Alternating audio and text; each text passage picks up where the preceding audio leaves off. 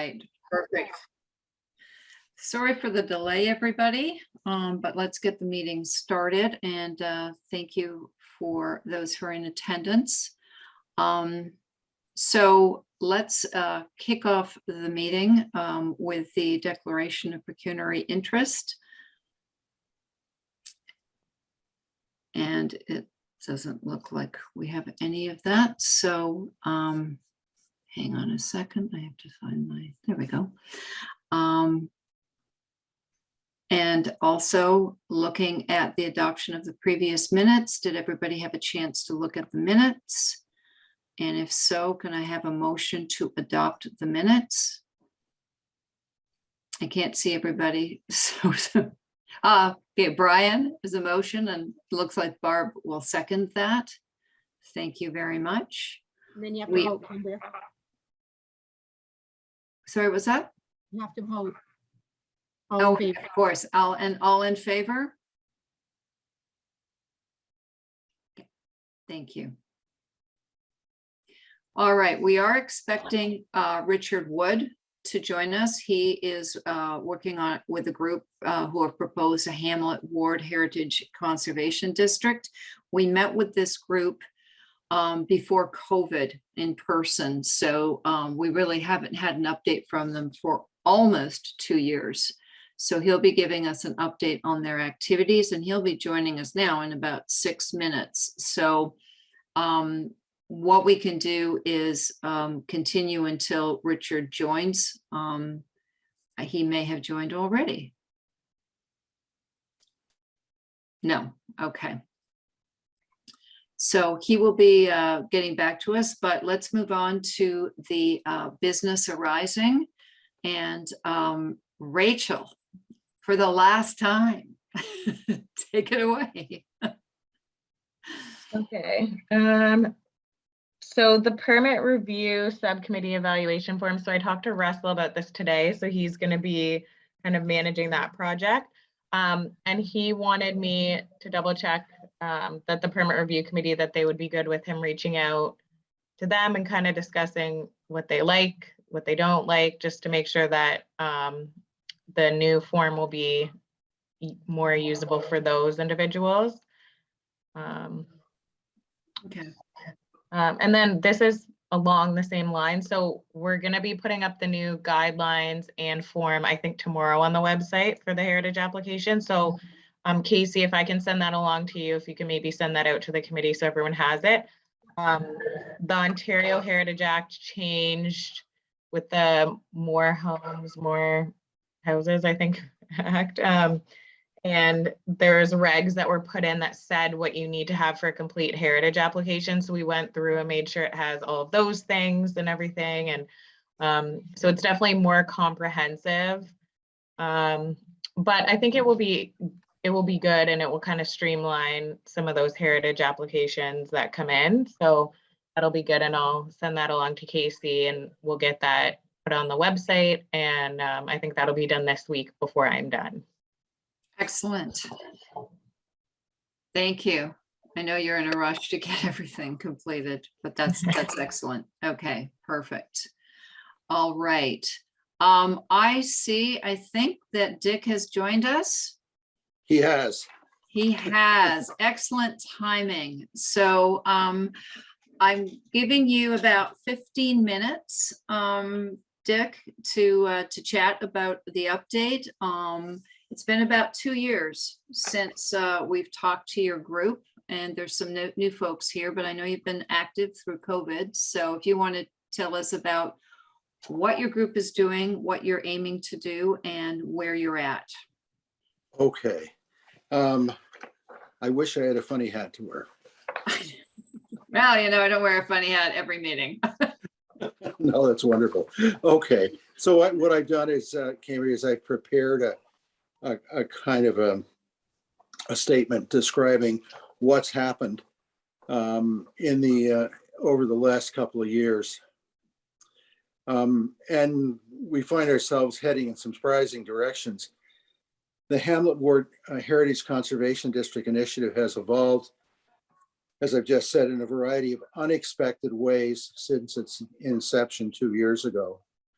initially focused on neighborhood interests in protecting heritage, streetscapes, density, width of streets and trees, the emergence in other parts of the city of various significant heritage threats turned our attention towards the city at large.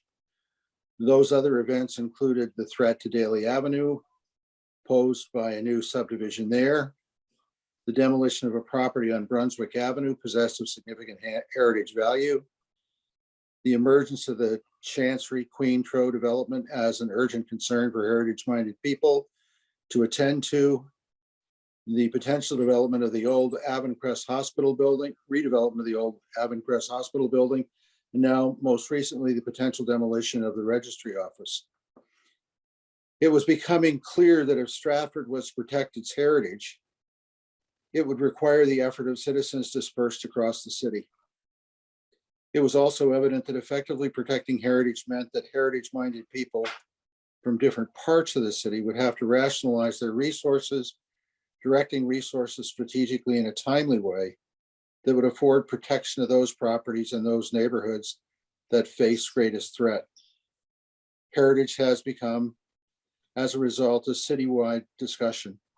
A core of 30 plus people from different parts of the city has demonstrated an active, impassioned stance towards heritage, thinking about citywide issues rather than ward-specific self-interest. Falstaff and Hamlet wards are particularly well represented in this group, as you guys are probably aware, but not exclusively so, not by any means. It is clear that the residents of Hamlet and Falstaff both want to pursue Heritage Conservation District status. Who presents their initiative first to City Council will undoubtedly depend on a number of factors, but especially important to all of us is a consideration that the neighborhood in greatest need will receive the opportunity to take the initiative. That is, the other neighborhood will make room for the neighborhood in greatest need. That neighborhood would draw on the financial and volunteer support that all of us coming from different parts of the city can pull together.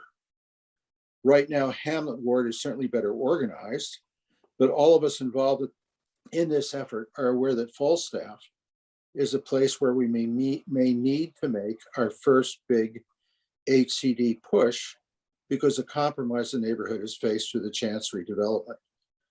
We're also beginning to bring residents of Aven Ward on board with us. In the not so distant future, weeks, we hope to help Aven organize their own HCD undertaking. They have certainly been responsive and interested. And I would say briefly with respect to Hamlet Ward, we've effectively contacted almost everybody in our ward, so 450 households. And we have, we brought a significant number of people on board.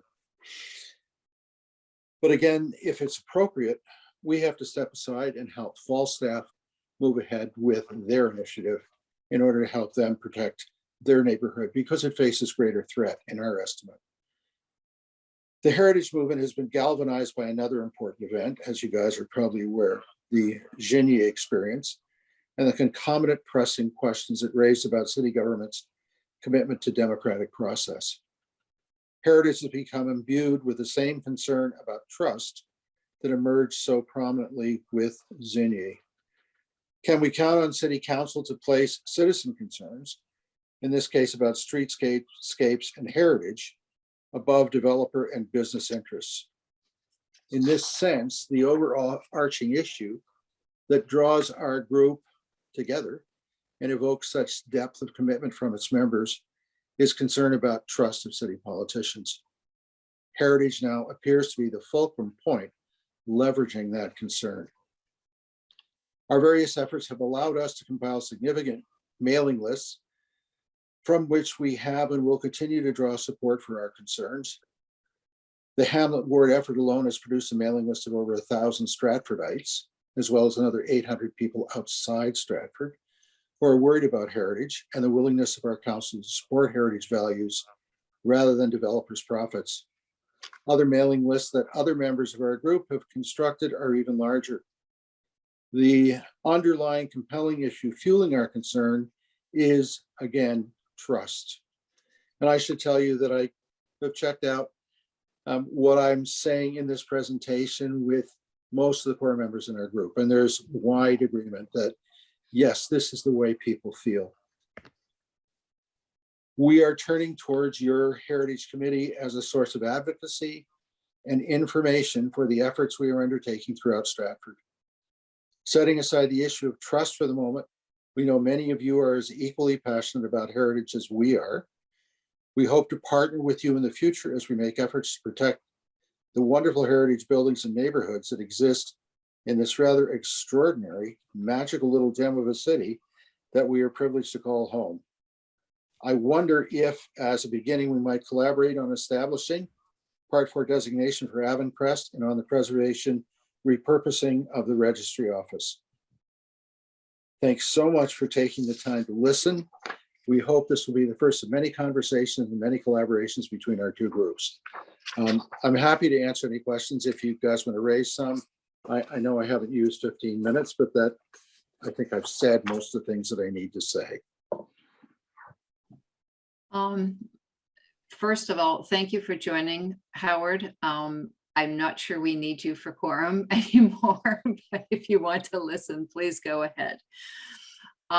Secondly, are there any questions for Dick? Or any comments?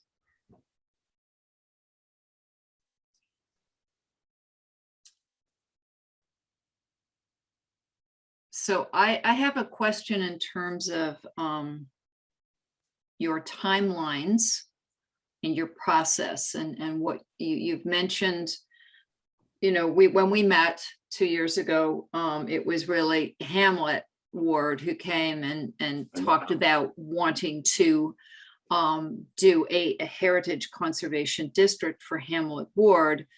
And this seems to have, as you said, it's expanded a great deal, and it's now encompassing 2 others. How is that affecting your process? Because instead of being just about a heritage conservation district, this now seems to have turned into a more broader political football. And I'm not sure where, you know, as Heritage Stratford and as a committee that works closely with the city, you know, that's not necessarily what we do, but I just wanted to know what's the most important thing? What is your process and timeline for you? Well, there are 2 issues that are twinned with one another, trust and heritage. People are desperately wanting to take control of their own streetscapes and of their own neighborhoods and protect the heritage in their neighborhoods. And they're terribly uneasy about City Council's willingness or ability to do so. So that does implicate a political process. We understand that we will have to be very active in the next election, create a voice for ourselves and try to ensure that it's heard. After Christmas, we're preparing to disseminate materials that will help make more people in the city aware of our concerns about both issues, about both trust and heritage. Where you can help Cambria is in partnering with us and projects heritage projects that we both experience concern about. I'm not sure whether Hamlet Ward is going to move first with its HCD initiative, or whether Falstaff will. We're planning to give ourselves a little bit of a break over the holidays and then start to have discussions in earnest again to figure out how we want to rationalize our resources so we can give the first guy that we designate as the first guy in line the best chance to get the work done. So whether that comes from Hamlet or whether it comes from Falstaff, I don't think matters. We'll want to work with you guys closely to see to it that heritage is looked after. I agree with you. I don't think that you can look after the political end of the process. That's up to us to do. That's something we have to take care of as a freestanding citizen group. But you can help us with heritage. You can help make the case to the city, or potentially we imagine to a new council, that heritage is an important part of Stratford, a vital part. We would say a defining part, one of the defining aspects of Stratford. We have a website, which you may be aware, identifies the various heritage properties that we've lost over the years. Some of the losses are really just tragic. We want to stop that process, and we hope that you guys will stand by our sides and help us prevent further losses. And again, that's not political. I think that's all about heritage, and that's what you guys are about. And I think in your mandate, there's room for you guys to adopt, at least to a degree, to adopt an advocate's role with City Council in behalf of heritage stuff. We promote heritage. We are certainly advocates for heritage. On our site, you will see something called the non-designated list, which is an inventory of properties in the city that are not designated, but are of note and are worthy of potentially one day possibly being designated. Yeah. So if you go to the site, you will see that. We had a discussion at our last meeting about actually adding the wards to that list, so we could almost even mapping them out per ward. So that might be helpful for you to take a look at that list and look at those properties. And we are just completing that list. We'll get an update on that a little later tonight. But I think that's a good place to start as well. And we do obviously propose designation for properties and sites that we deem are eligible and that we want to back. So those are the things we do. And above and beyond our promotion of heritage in terms of some of our awards, like the James Anderson Award, for instance, which is about heritage conservation across built environment, and a couple of other categories. So definitely, I think that we can partner or assist you with what we do in that way. I don't know, anybody else have any thoughts on this or any input you'd like to share? And I know, Howard, you're not really able to speak now. Dental surgery, sorry. Oh, I see. Ouch. Yes. Ouch, We yeah. we put together a map of all of the designated, non-designated, and ACO plaqued properties in Hamlet Ward. Hayden Bulbrook helped us do that. But if you're able to enhance the non-designated property list, it's all to the good. And it would be of great help to Falstaff Ward as well. It helps protect the neighborhood. So I would say go to our site, look that up. We will be updating it and completing it. Okay. And you'll be able to see all of the houses. They are listed alphabetically by street at this point. So it's a little bit of poking around, but you'll be able to see that. And, you know, we're going to try and add the wards to that. But I think that's a great place to start. We would, I think, and this is something that the committee would have to discuss, be supportive of a heritage district or helping you with that, because that obviously I think gels with our mandate. Anything beyond we would have to discuss obviously and vote on as a committee and make sure that we're maintaining our mandate appropriately. Okay. But, Oh, of course. Yeah. No, Yeah. we wouldn't want you to violate your mandate. But yeah, we would love, and you know, and perhaps what I'll do is I'll approach you directly and talk about what we're doing and what the thrust is going to look like after Christmas. We would also love to help you guys, because I think you share concerns about Aven, Crest, and you share concerns about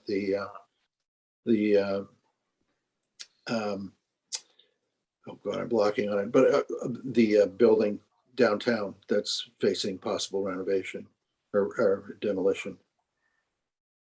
the registry? The registry, sorry, yeah, blocking on it, yeah. Well, So if if it's in, if anything- it's in the existing heritage district, it comes under our umbrella. Yeah. For sure. So, Yeah, well, Aven Crest doesn't. I mean, no, but we have a plan for Aven Crest. oh, all right. So if there's any way we can help. And because I'm on ACO. ACO is interested. And the neighborhood groups are very interested in Aven Crest. So use us. Tell us what we can do. We'll be happy to do it. All right. All right. I think we've actually gotten to 15 minutes. Okay, So, thanks a lot. last call for input from the committee. All right.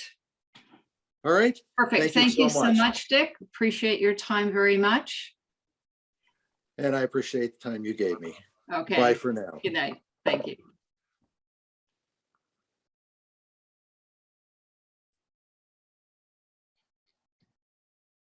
Okay.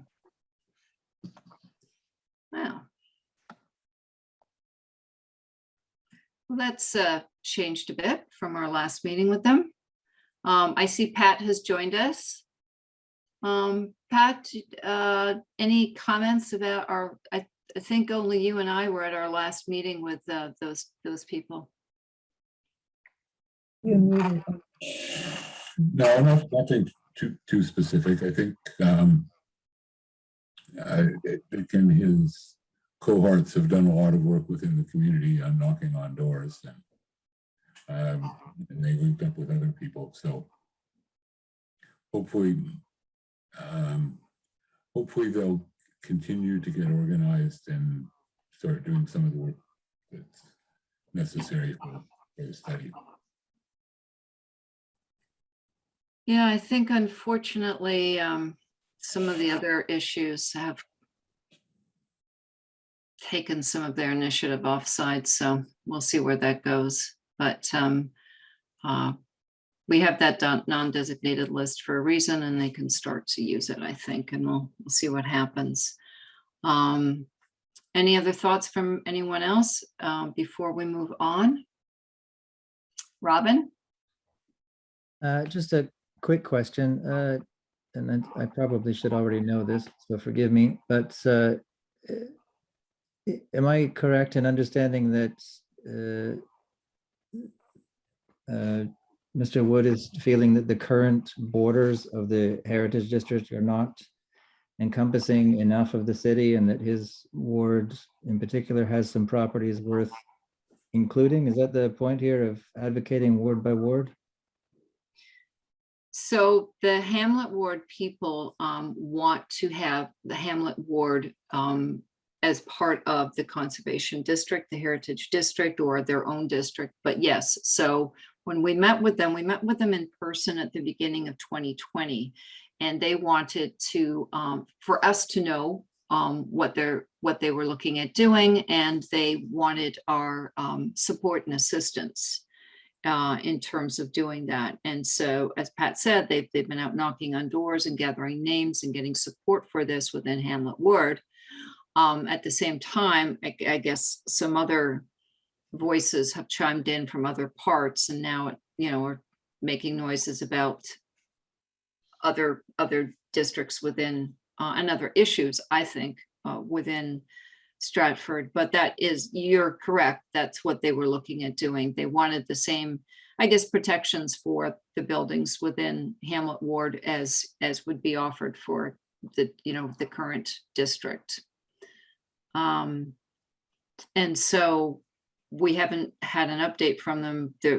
I'm surprised how much they've actually gotten done when nobody can meet for 2 years. But I think that, I'm certainly willing to share the non-designated list with them and help them in that way. And I think adding the wards to that list is actually a really good idea from that point of view. But we'll see what they do going forward and how they do that. Just a comment. I won't be here, but I thought I'd make this comment anyway. Go ahead. I think what might make sense to even just budget item wise, like the city's gonna be doing the OP in 2022, and we're gonna be looking at kind of the heritage area policies and things like that. And I'm sure Heritage Stratford will be kind of consulted on those components, but maybe if there's certain specific properties, maybe they do pursue some part fours. Like we haven't really had a lot of part fours, and that's a good way, especially if the owners come hand in hand with Heritage Stratford to council. I think that's a way to kind of designate more, build up some of those protections that will be very specific to certain properties. Because in terms of even if they do a lot of work, the city's still going to have to hire heritage consultants and, you know, hold meetings and go through that whole process as required under the Heritage Act. And that's going to be large budget items, and especially if they're looking at multiples. And I know this committee wanted changes to the existing district standards and that process. So I don't know if in the interim, potentially once the non-designated list is done, reaching out to some of those property owners in those wards to try to get them designated might be a good approach, because then I think it gives them some sense of moving forward. But I don't think in terms of budget and timing, like the OP is going to be a very huge project. Yeah. I don't know where the money will come from or when. I agree. I don't think that the people in Hamlet would quite understand that, but okay, thank you. I think that's actually a really good idea. Okay. Any other feedback from anybody else? Have you guys looked at their little map that they've got on their website? It's kind of cute how it's, I don't know what the basis of the software is of it, but they've got 3 or 4 different colored dots for the various houses. And when you click on the dot, it pops up with a little bit of information about each of the houses. It's like the name of the historical person, I guess, the occupation, the build year, and a few other things such as the architectural style and that type of thing. It's kind of cute.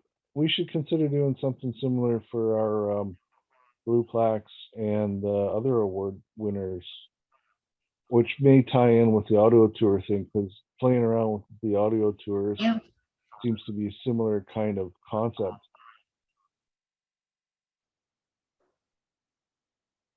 Interesting. I have not visited that site, but now I will for sure. Okay.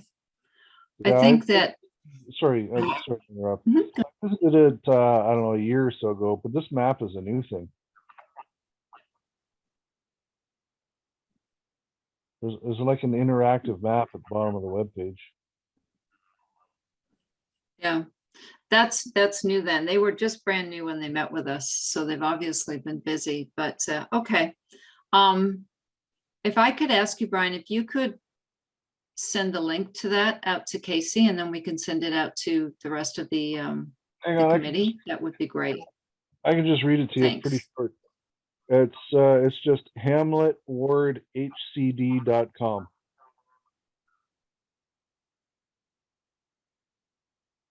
Okay, thank you. Maybe we'll copy them. All right. If there's nothing else,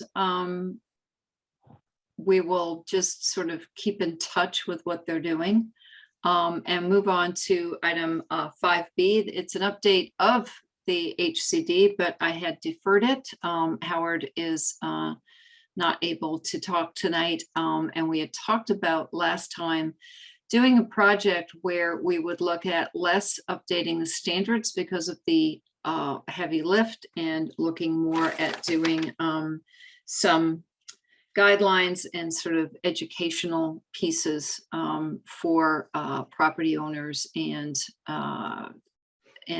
builders. So We are going to be welcoming 2 new members to the committee in January. So I'd like to defer that item as well as item D, which is the 2022 project update, till our new members have joined us. Just a quick- Yeah, go ahead. I had a quick question. Have you reached out to building staff on that kind of subsequent material that you're looking at creating? Not that I'm aware, no. Because that might be good, because I know Russell obviously connects a lot with people that do heritage permits and things like that. So he might have some insights on what might be useful for some of those property owners. Yeah. Russell and I were having an interesting conversation about a property today, so. Yes. Sounds about right. Yes. So I would just suggest connecting with him, and then also too, I'm sure city staff can kind of assist in some capacity and make sure that those materials would get handed out and things like that. So it might be good to bring him in the loop. Yeah. Early on. Thank you. You sure you want to leave us? I know, I'm sorry. I've been- Just so you know, for those who don't, this will be our last meeting with Rachel. We just got her back, but she's accepted a great new job, much, much closer to home in Kitchener. If you just want to quickly tell everybody what you're doing. Yeah, so I'll be a senior planner with GSP Group, and they're just located downtown Kitchener. And then they do a lot of work in Stratford and all over. So I'm sure you may see me, my name on a few things here and there. I'm sure we will. I'm sure you will be their Stratford go-to person. So congratulations. Thank you. All right, Blue Plaque update. We have quite a few updates for the committee. I'll start with a couple of things and then I'll hand it off. Maybe we can show the video, Barb. But just so you know, we are on the agenda for council for next Monday, December 20th, to present the Blue Plaques. Because it's a virtual meeting, we do have a short video that will be shown that we are hoping to show to you tonight. So fingers crossed that we can maybe get that going. We have the 2 Blue Plaques for Richard Manuel and James Palmer Rankin. And we did also manage to connect with family members for those people who are not that far away. So Catherine Manuel, who is the former sister-in-law of Richard Manuel, lives in Ingersoll and is interested in being present if we have an in-person presentation of the plaque. And another lady named Adrienne Rankin Hay, who is James Palmer Rankin's great-granddaughter. She lives in London, and she would also be interested in an in-person presentation. The plaques themselves are still not going to be available until end of January at the earliest, probably early February. So any in-person presentation and mounting of any kind will have to obviously wait until into February. And there's a whole weather permitting issue as well as COVID concerns that are still in place. So I'm not entirely sure when we would do an in-person presentation, but I think it would be a great idea to do this if possible. Barb and Brian and myself, who have discussed this, are thinking it's a good idea. The homeowners are definitely supportive, especially the nominators for Rankin. So we will be presenting to council. We will be then moving forward, I'm hoping, with an in-person plaque presentation sometime later or in early 2022, hopefully not too late into 2022. And I wasn't able to run the video at all, Barb. It just kept spinning, so I don't know if I'm actually accessing the right site. Did you want to give another shot to showing the video? Oh, you're on mute. I changed my sound one more time, so we can give it one more try, but after that, I don't think it's probably Okay. gonna work. We've tried, just to the rest of the folks, we tried to do this a couple of times earlier and it wasn't working. The audio wasn't working, so we'll try and give it one more shot. If it doesn't, it's unfortunate. I suppose I can send out a link for you to watch it in Google Drive if you really want to see it. Yes, that I was just going to say, then otherwise let's just send out the link and folks can watch it on their own. Just on that note, Casey, you weren't able to access it at work. So does that mean Tatiana can't? He may have permission. It's IT that doesn't give me permission to download apps like that on my workstation, but I'm sure she probably can.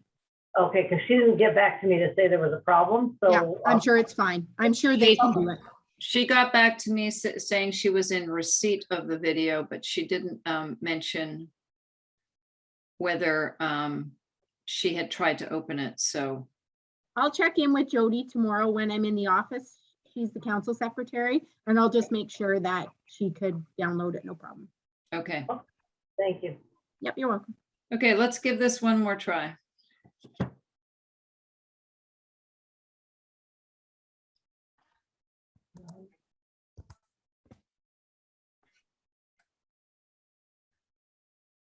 The Blue Plaque Award is an international program that links important people or events with places in our community. The Heritage Stratford Committee is proud to announce the Blue Plaque for 2021. The first is for 198 Church Street in honor of the Honorable James Palmer Rankin. The second is in honor of Richard Manuel at 138 Wells Street. The Honorable Dr. James Palmer Rankin was a local man who made immeasurable contributions to Perth County. James Palmer Rankin, the son of immigrants from the UK, studied at Trinity College, University of Toronto, and the University of Edinburgh. Dr. Rankin received his degree in medicine, and in November of 1880, he married Mary Jane McKee of Toronto.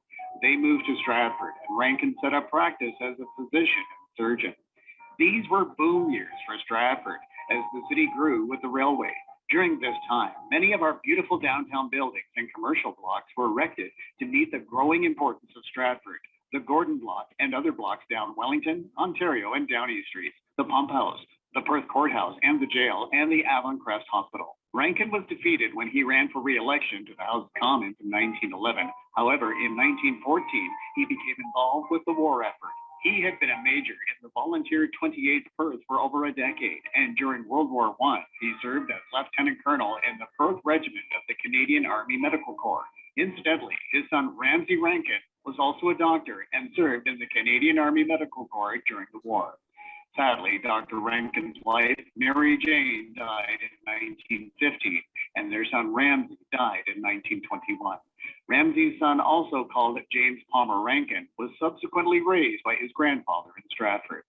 After the war, Dr. Rankin went on to represent Perth North again in the House of Commons of Canada from 1921 to 1925 as a Liberal. This was followed by his appointment as a senator for the Dominion of Canada, sitting for the Perth North Division in the Senate from 1925 to 1934, a post he held until he passed away while still in office at the age of 79 years.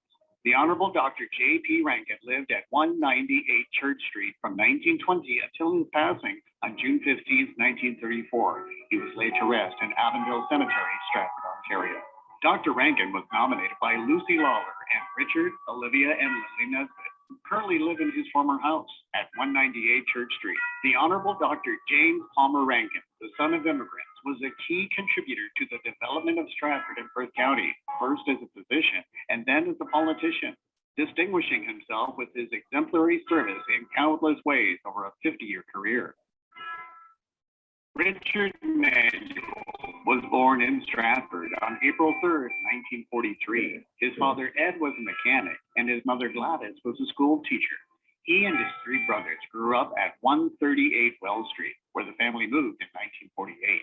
He started playing piano at age 9 and was rehearsing music with friends at the Manuel home by the time he was 12. When he was 15 in early 1959, Manuel helped form a local band called The Rebels. The original members were Ken Kilmusky, later of Great Speckled Bird, on bass, John Till, later with Janis Joplin Full Tilt Boogie Band on guitar, and Richard Manuel on piano and lead vocal. The lineup later expanded to include Doug Rhodes and Garth Pico. The Rebels were a favorite band in Stratford. Many people still talk about their memories of seeing the band. They are honored in Allen's Alley. The Rebels played across Southern Ontario, and in the summer of 1960, they opened for Ronnie Hawkins and the Hawks in Port Dover. The following spring, Hawkins opened for the Rebels at the Stratford Coliseum.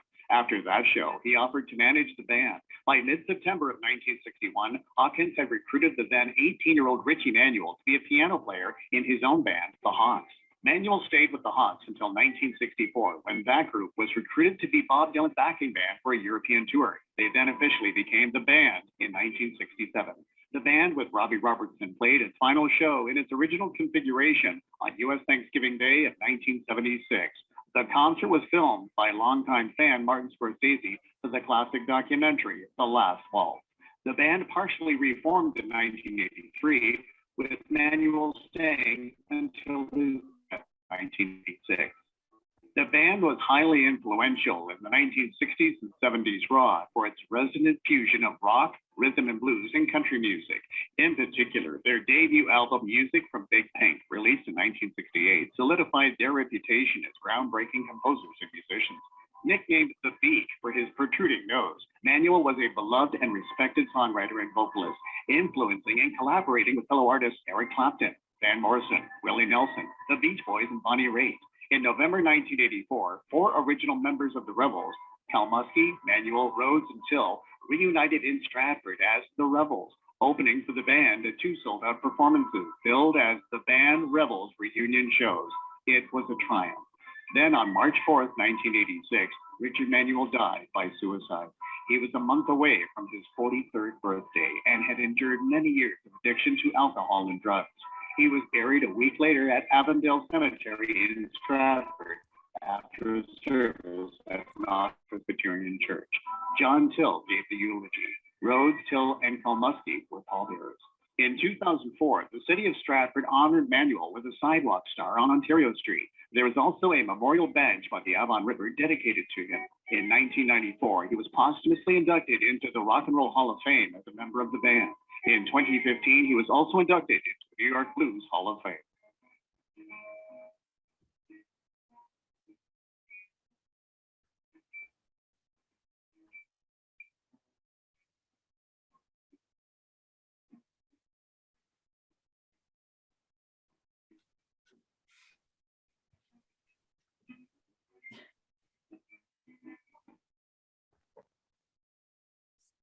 Excellent. Thank you, Barb. For those of you who don't know, Barb has a close personal connection to the radio station. And we were able to borrow JV's voice. So thank you very much. So that is what we have sent in for the council meeting next Monday. And I am going to have obviously Councillor Ingram will be there, but myself, Barb, and Brian, I'm going to send those links to the city clerk so we can be on the agenda. Anybody else who wants to attend the council meeting on Monday, please let me know. I just shout out right now or send me an email. And I'll also send this to the clerk so you can attend. So does anybody know whether they can attend right now? Or just send me an email and we can go from there. So any comments, feedback, thoughts? It's really well done. Barb. Yeah, thank you, Barb. And I must say we got a lot of great help from the archives as well with some of that stuff. Yeah, they're very, very good. So. And for you and Brian, you guys worked on it too. I just did the final bit. All right, thank you. All right, I'm going to actually stay with Barb and Brian to talk about the Destination Stratford audio tours update. Brian, you want me to talk or do you want to? You can. Okay, we've gotten the tour from Pat, thank you. And Brian has started to turn it into a document so we can work with the text. And I'm thinking, and I think we haven't really talked about it to conclude, but it'll be sort of a January project that will make contact and have a plan of what we want it to look like and see whether it can be added to those other tours that are on the website. Okay. Anything else from Brian? No, not really. No, kind of, I guess a little bit.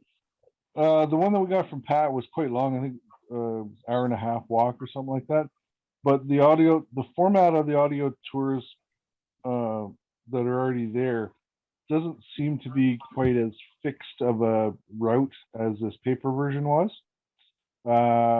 So Barb and I talked about maybe splitting it up into two routes, two trips, just to cut down on the total time. But it seems to me that the audio tour format is more free flowing, and you just kind of go to the ones that you want to find out about, rather than actually follow a route.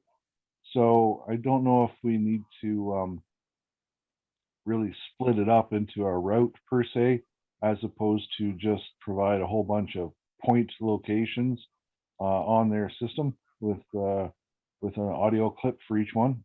Looks like you can also include a graphic, like a vintage photo for each one. That'd be cool. All right. But I'm still playing with their system to figure out how it works. And of course, we'll have to contact them to learn how to piggyback on their system and provide them whatever they need in proper computer formats. Yeah. Okay. So that's really slated for January.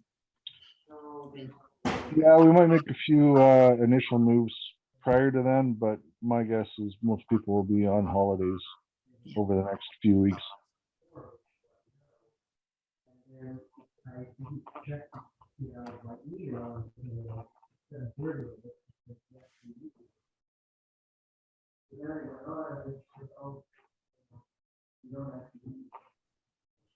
Howard, is that you?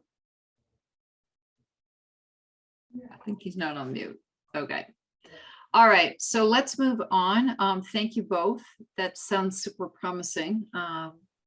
And it would be lovely to have that in place when all the tourists flood back into town in May, right? All right, so moving to item F, which is me, community partners and projects. I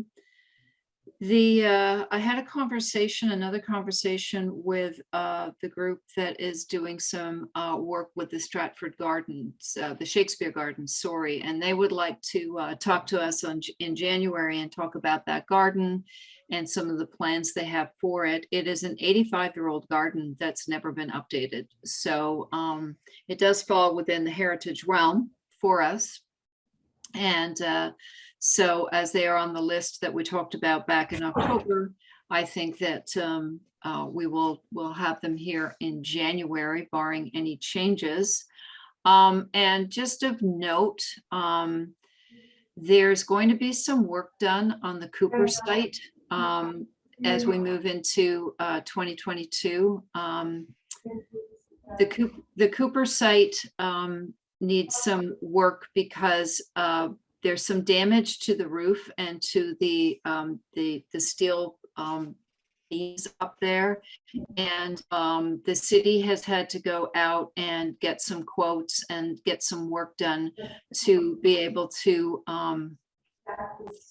basically make sure that the beams are they're not being renovated, but essentially they're going to be stabilizing the roof. They're going to be taking down some of the historic skylights that are up there and some of the historic wood on the ceiling. They're going to be trying to protect the historic girders. There is a very, very good chance, if this is not done, that there might be a roof collapse. So this is intended to proactively look after what's left of the building. So if anybody sees work being done on the Cooper site buildings and wonders what's going on, that's what's happening. I don't know if you have any kind of update on that, Danielle, or any other information, but I just wanted to make people aware that what the city was doing. Yeah, so we just approved the tender on Monday. It's Gateman Malloy that's going to be the contractor working on it. It's about $2.5 million just to do this work on the roof, and it basically mothballs the building just so that no further damage can be done, and it weatherproofs it. So when we come back in the future to be able to move forward with the development proposals, then hopefully the community hub, then the building will be in a good enough shape that we won't have to tear pieces off. Yeah, because without this work, there's a good chance that there could be some catastrophic damage done to the building, especially over the winter. Yeah. Okay, thank you. So that's the updates I have for the community projects at this point. So let's move on to our next item. Of course, I can't find the agenda. Can someone read out the next item? I opened something and now I can't find my agenda window. James Anderson. Anderson, What was that? Sorry? James Anderson update. Ah, that's over to you, Casey. Have we had any James Anderson? Nobody. All right, we are extending it into January, so we will circle around in January. I think we're going to have a further discussion about it if we still are in the same boat in January as we are now. We might have to look at bringing forward our own nominations for awards. Okay, thank you. All right. Item 6A, Rachel, non-designated properties register. So we just got an update from the Heritage Resource Center this week. I guess the person who was working on it had an unexpected family tragedy. So I think they're hoping to still have it done by the end of this month or early January. In terms of staffing and time, I was going to be doing this project in early 2022. So I'm going to be touching base with Alyssa. I know they're trying to fill my position, hopefully swiftly. And I don't know if that's something the new person will be doing or what the scenario will be, but I think we'll see what the Heritage Resource Center comes back with. And then I think I talked to Alyssa. I think the plan is potentially maybe to just kind of get them all done this year and just kind of by ward have different meetings at different times instead of dragging it out by year, because our concern is that what I noticed from when the original list was approved and I went through in 2020 before going on mat leave was that some of the resources were gone or different things that happened. So the more time we wait, the more likelihood that either it won't be in the same condition, maybe will be demolished or different things will happen. So I think that's what staff are thinking, and just kind of get them all done. And I think in terms of time and resources, that will be the most efficient way to do it. So I think Alyssa will be doing some sort of report to council. I think more of as an FYI. Okay. But I don't know, unfortunately, I don't think she's able to commit to timing, but that is on the docket for 2022. And then I'm going to be kind of going over stuff with her Thursday, and we'll kind of show her what I've already done, what I have, and then yeah. And Lindsay is also moving on to a different position at City Hall, January 10th. So it's a bit trying in planning at this moment. Okay, yeah, because originally we'd looked at a February, March timeframe, but I don't think that's really going to be happening. Okay. But what we can do is I'll tell Alyssa once she gets the stuff back from the Heritage Resource Center, we can show you what comes back. And then I think we'll go from there. But yeah, I don't think that that's going to make sense in the first beginning chunk of the year, but she's aware and wants to move that forward next year. Okay. All right, thanks. Also moving to you on the Aven Crest property update. Howard can do sign language at this point, but can That's you? okay. No, I've got it. He can relax. Yeah. So I actually met with Howard last week, and we kind of nailed down some of the details of the report and everything. So that's been passed on to Alyssa. Andrew from the Huron Perth Health Alliance reached out to us actually today to indicate that they are in opposition. We are going to get formal comments from them. We kind of asked them, we said, we understand that they need to take the time, and it's obviously with the pandemic, they're very busy. But we kind of asked them to indicate what kind of time frame they need to provide comments so that we can kind of make sure it doesn't fall to the wayside, but still respecting the timelines that they need. I'm not sure, obviously I emailed him today, so I'm not sure when that will be coming back. I think they're probably thinking January, early February, like it didn't seem unreasonable, the time frame that they needed. And I kind of talked to Howard and Alyssa about this, but they're currently unaware that they're on the next round of non-designated lists. So I don't know, maybe that's like a happy medium in the interim. If they can agree to be on that, it's not precluding them from development. It would just be that they would have to give council those that notice. So I don't know how that will shake out, but I think that could be a reasonable approach should council not want to designate, to see if they're willing to potentially be agreeable to that. And then I think, yeah, we'll have to see how that shakes out. But I think the report, I think it's good. We've worked and kind of pared everything down, and I think it's in a good spot. I think Alyssa's pretty happy with it. So then I think from there, she'll just take that and kind of incorporate the owner's formal comments in. And then I think we have everything. We do have everything else. Okay.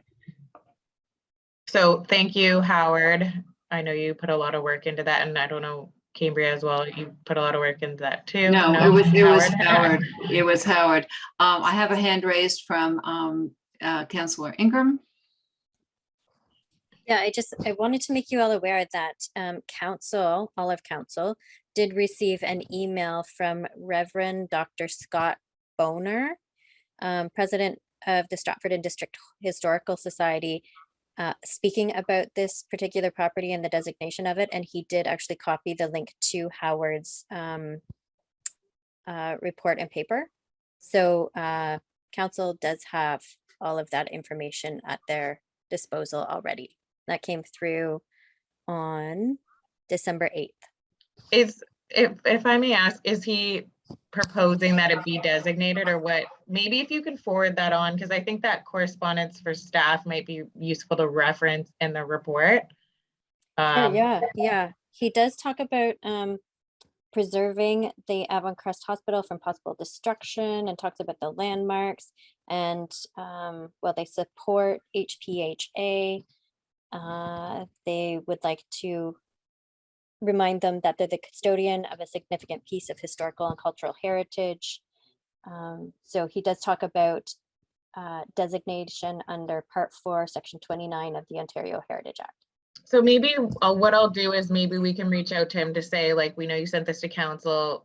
Are you okay with this being kind of included as public comments in the report, just to make sure, because he hasn't submitted it under that umbrella, but I think it's council will already have it, but just to create a more wholesome picture of the report, it might make sense. Absolutely. I'm just sending it to you now. Okay, thank you so much. Was there any indication, is the hospital, I know they're very focused on COVID, of course. Was there any indication, Rachel, of when they might be looking at doing that RFI, RFP again for development? Are they looking at 2023, 24? Or is that literally just?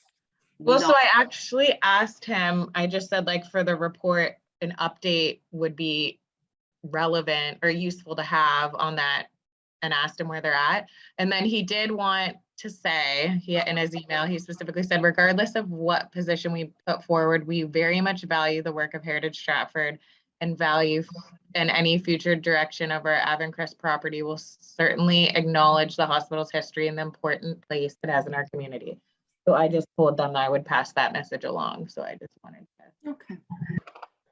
So what our plan is that we're going to kind of keep everyone apprised. So once we kind of get their like timelines, I'll have Alyssa kind of communicate with you so that at least you know they're working on it and when to kind of expect. And then obviously they're going to present at subcommittee, and I would suggest that have it be kind of counterbalanced, that someone from probably Howard, I'm assuming, but Yes.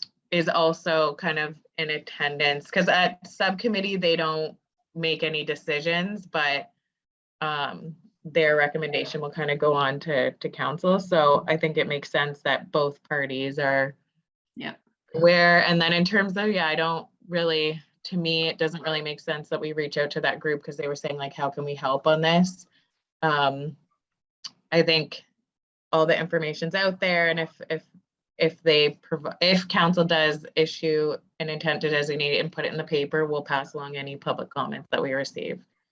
So I think that I don't know if more cooks in the kitchen would really help the situation. Yeah, I have to agree with that. I will say though, for whatever reason, I've been approached over the last couple of weeks by a variety of people, some people who don't even know that I was on Heritage Stratford, who just dropped a comment and said, does anybody know what's going on with that Aven Crest Hospital? I think if what anyone the scuttlebutt is out there, but it's just interesting. It's popped up several times, just even in random conversation. I think if anyone, if they do reach out and ask how they can help, if they have a formal comment that they want to pass to staff, then we can include it in the report. I think would be the answer. And then if there is, I think that's the kind of the neatest and cleanest way to do it. If there's a bunch of people that want it in the community, at least council will be made aware of that. Exactly. Okay. Any other comments from committee? All right.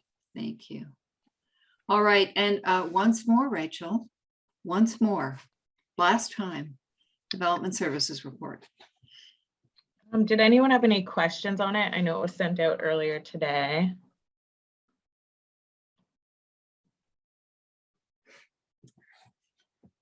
I don't think there are a lot. Councillor Ingham? Yeah, thank you. The alterations to the Little Prince Cinema.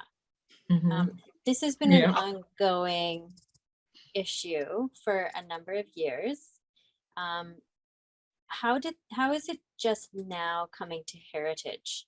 Because they have been doing a lot of renovations for a couple of years. It just seems like Heritage has lagged behind. Why did bylaw just bring it to Heritage now? That I would have to check. I can ask them and send a follow-up. Yeah, that'd be great, because I mean, this started in what, 2019? The whole building without a permit issue, and then building getting involved and placing a stop work order and the rest of it. So you would have thought that Heritage would have become involved at that point. I'm just wondering why it's taken to almost 2022, which is almost 3 years later. I will do some digging for you. Thank you. So what Russell said is that, so there was a permit that application that was put in for some HVAC work for renovations of the residential units that are on the second and third floors of that building. So that was just kind of a run-of-the-mill piece. They're updating all of those units. They're updating the HVAC system, and they need to put some louvers in. And then Russell came back with a follow-up saying that they had noticed what was happening with the Little Prince and things were going on. So they did a stop work on that. painting of the front of the building. I don't know if it was because there were eyes on that larger building because of the other permit application, then suddenly folks noticed what was going on at Little Prince. I don't know, but that's the conversation I was having with him today. To be honest, I saw them painting this morning and I was like wondering what was going on there, but so I don't think they've stopped the work. Well, it was kind of half done. I mean, the only good thing I can say is they're painting it in the same color as the Red Rabbit. So it looks a little better.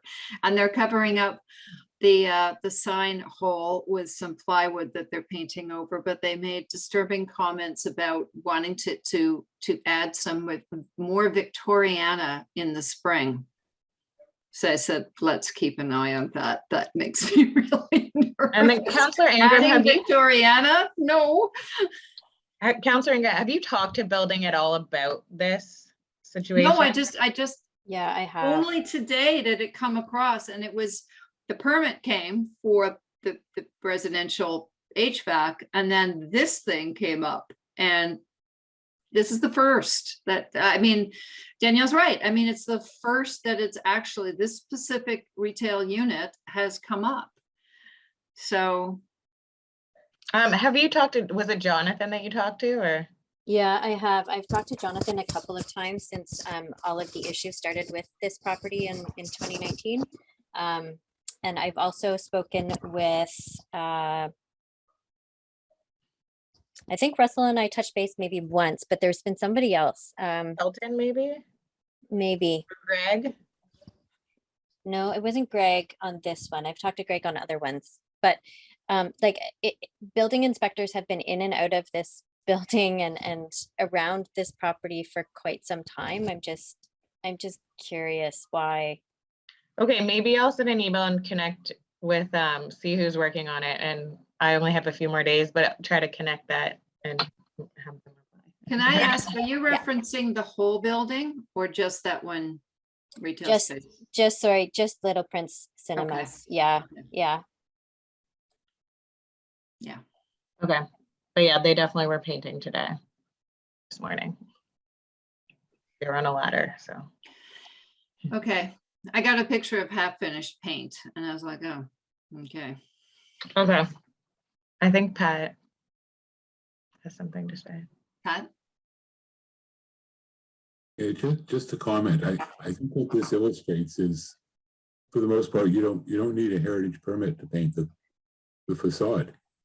And at least in the time I was doing the permit review committee, nothing ever came forward about any changes to the facade, either ground floor or upper floors. I guess if you're painting a previously painted surface. Yes. Well, if you're painting anything that isn't masonry, really, a permit's not required. So I suspect that's what happened, is they were just doing work that didn't trigger the requirement for a permit in the opinion of the building department, and so they were never asked to get one. But I have no idea what was going on, other things going on up above or on the inside. Heritage Stratford never looks at interior issues, at least in downtown. Sometimes on part 4, but that's unusual.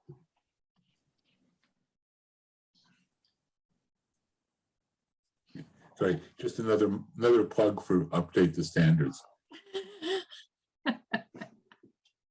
Well, they are painting previously painted masonry at this point and fiddling around with covering up a sign. But yeah, I think they may have gone for sign application, but I'm not sure. Anyway, we will keep an eye on them. Thank you, Rachel. All right, is there any new business that needs to be raised?